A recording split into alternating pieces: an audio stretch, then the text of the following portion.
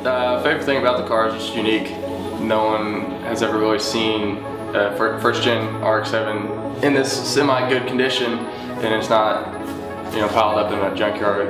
I always think it's oh, is that Datsun 240 or oh, what is that? It's like, well, I got a sticker on top of the windshield that tells you kind of half of what it is.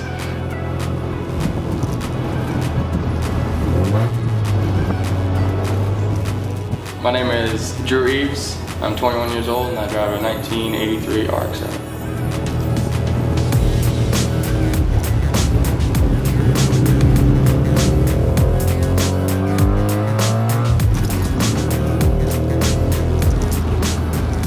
So the story behind it is I didn't want to start it, my dad wanted it. It was just down a couple blocks from this, my house. My dad has always seen it, just moved from the side of the driveway to the other side. You know, if the owner needed to get a car out of the garage. And it was up for sale. He took on a 20-minute test drive, called me, and was like, hey, come this parking lot, I want to show you this car.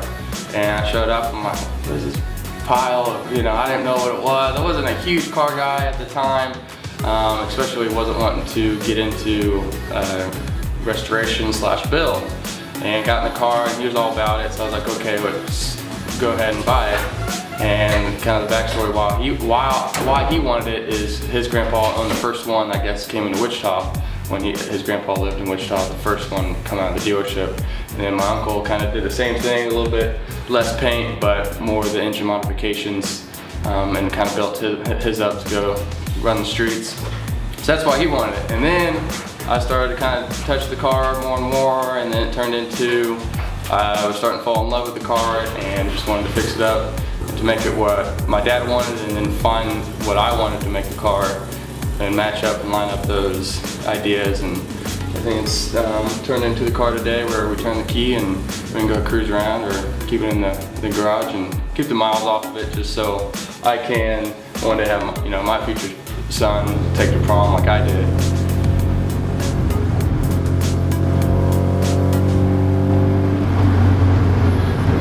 Future plans, just to keep it really as is, turnkey. That was a big thing that my dad and I wanted to do from the whole build is, you know, we don't want to tear the motor apart because we want to be able to move it. You know, with my mom, she's like, hey, I want to be able to move it out. I don't want it to go on jack stand. So from day one, we've always made it where we can put it back to drivable conditions. And so, you know, I don't plan on rebuilding the motor unless it goes.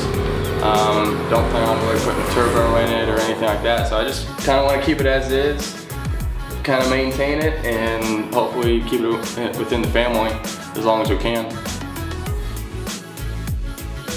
Advice for rotary owners or future rotary owners is just to mess with it. Obviously, I've done piston stuff with like motorcycles and maintenance for my car, but no rotary, obviously, because they're never around.